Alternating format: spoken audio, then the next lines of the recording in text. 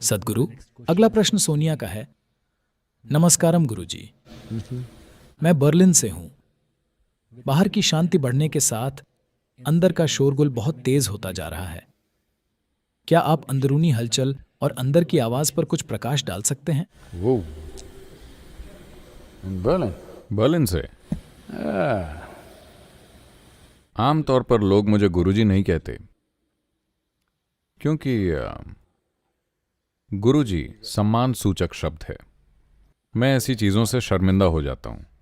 सद्गुरु शब्द एक परिचय है, जैसे कि ऑर्थोपेडिक या फिर आंखों का डॉक्टर या स्त्री रोग विशेषज्ञ या न्यूरोलॉजिस्ट कहना। वैसे ही सद्गुरु बस एक परिचय है। मुझे इस परिचय से कोई परेशानी नहीं है, क्योंकि इसका मतलब है एक अनपढ़ गुरु। कोई मेरे पास आकर मुझसे शास्त्रों पर बहस नहीं करता, क्योंकि वो जानते हैं मैं ये सब नहीं जानता।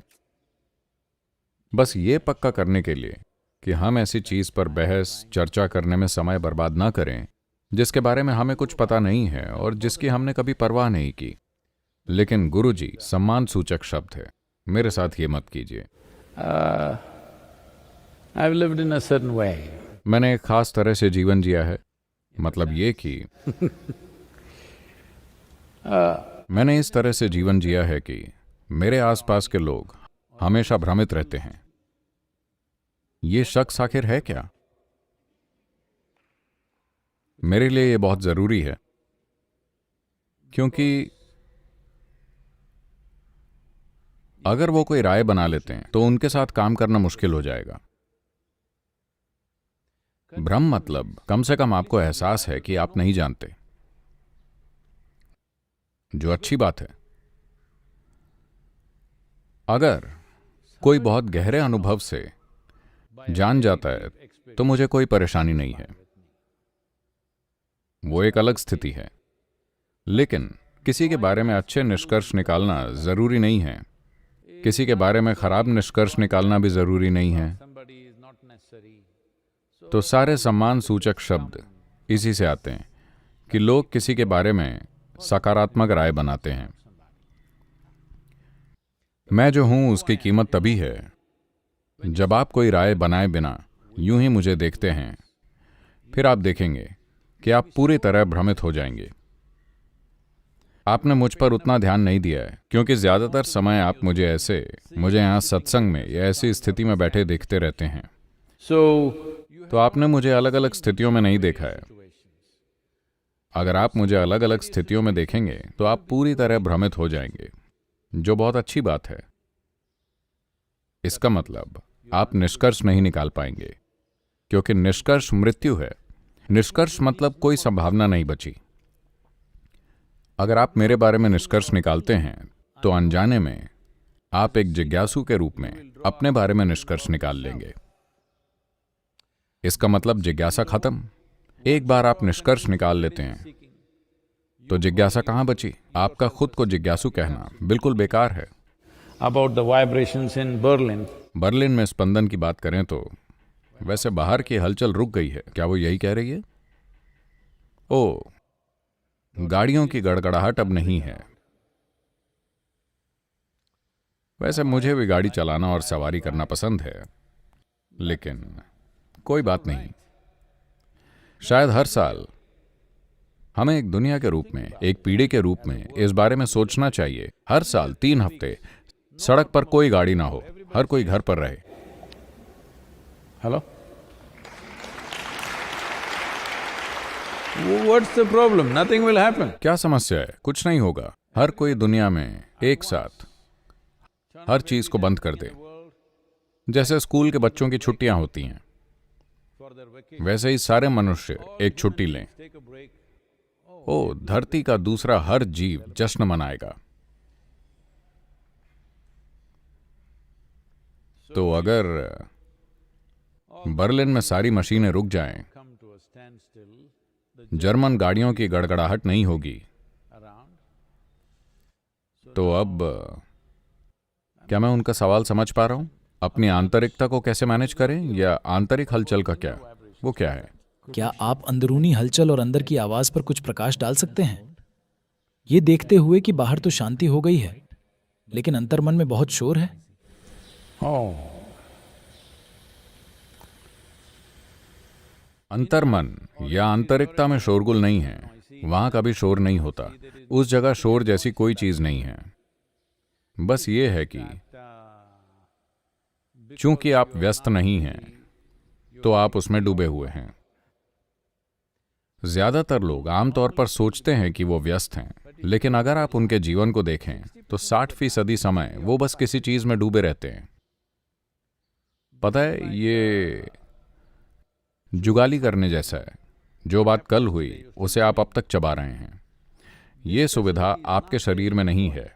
गाय, बकरी, भेड़, इन सभी के पास ये सुविधा है कि वो आज खा सकते हैं और कुछ घंटे बाद उसे वापस लाकर जुगाली कर सकते हैं। ये सुविधा आपके अपने शरीर में नहीं मिली है, तो आपने इसे अपने दिमाग में बना लिया है। ये विकास की समस्या है। आप 4 पैरों वाली स्थिति से बाहर आने को तैयार नहीं हैं और बीते कल की जुगाली करना चाहते हैं। दक्षिण भारतीय रहस्यवाद और योग में हम लोगों पर गौर करते हैं, और अगर वो अतीत में हुई घटनाओं का मजा ले रहे हैं या उससे दुखी हैं,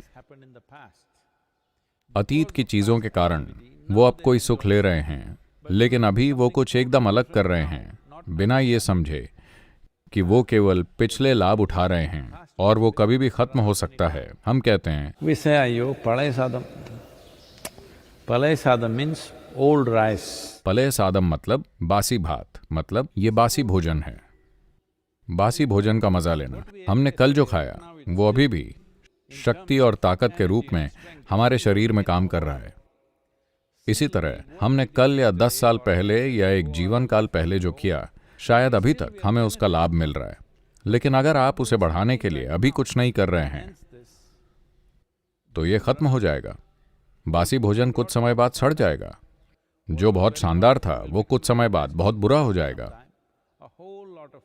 दुनिया में बहुत सारे तथाकथित कामयाब लोग अपने जीवन के अलग अलग समय में इस स्थिति से गुजरते हैं कि They will be enjoying the results and वो अतीत के नतीजों और कर्मों का सुख ले रहे होते हैं और उन्हें लगता है कि सब कुछ शानदार है। वो लापरवाही से जीते हैं। एक दिन अचानक उन्हें चोट लगती है। जरूरी नहीं कि ये बाहर से हो, ज्यादातर बार ये अंदर से होता है। उनका अपना मनोवैज्ञानिक ढांचा, उनका अपना शरीर पतन में चला जाता है। उन्हें यकीन नहीं होता कि उनके साथ ऐसा हुआ। ऐसा इसलिए है क्योंकि आप बासी भोजन पर जी रहे हैं। ये जरूरी है कि आप रोज ताज़ा खाना पकाएं। ये बहुत महत्वपूर्ण है। इसीलिए अभी के कर्म बहुत महत्वपूर्ण हैं। मैं चाहता हूं कि आप समझें, आपके अंतर्मन में कोई शोर नहीं है। there is no vibration in interiority, there is no sound in your interiority. अंदर कोई हलचल नहीं है, आपके अंदर कोई आवाज नहीं है। ये सब आपके दिमाग में है। ऐसा इसलिए क्योंकि आप जुगाली कर रहे हैं। अब अगर आप किसी काम में व्यस्त होते तो आप कुछ बातें भूल जाते जो आज आपके दिमाग में चल रही हैं। लेकिन जब आपके हाथ कोई काम नहीं कर रहे होते तो आप देखेंगे कि ये चलता रहेगा। तो मुझे क्या करना चाहिए? वैसे हमने आपको कई तरीके सिखाए हैं। आप उसे रोकने की कोशिश न करें क्योंकि आप उसे रोक नहीं सकते। तरीका बस ये है कि आप उससे दूरी बना सकते हैं। वैसे खुद को दूर रखने के कई तरीके हैं। अगर आप शांभवी या शून्य कर रहे हैं तो बेशक वो शक्तिशाली प्रक्रियाएं हैं, नहीं तो आप ईशा क्रिया कर सकते हैं। अगर आप अभी इनमें से कुछ नहीं जानते तो सबसे आसान ये है, You have to just आपको बस खुद पर गौर करना है और समझना है कि आप एक विशाल अस्तित्व में एक छोटे से जीव हैं। हम नहीं जानते कि वो कहाँ शुरू होता है, कहाँ खत्म होता है। इस छोटे से मिट्टी के गोले पर बैठकर आप सोचते हैं कि आप ब्रह्मांड का केंद्र हैं। ये एक मूर्खतापूर्ण सोच है।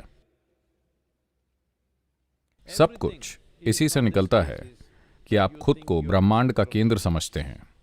ये बहुत मूर्खतापूर्ण विचार है। इस मूर्खतापूर्ण विचार से कई मूर्खतापूर्ण विचार पैदा हुए हैं, जिसे समाज में बुद्धिमत्ता माना जाता है। तो आप अपने विचारों को विशाल ब्रह्मांड के संदर्भ में देखिए। अब वायरस आपके जीवन के लिए खतरा है। अपनी नश्वरता के संदर्भ में जिन चीजों के बारे में आप सोचते हैं, जिन चीजों को आप महत्वपूर्ण समझते हैं, वो सब कुछ मूर्खतापूर्ण है।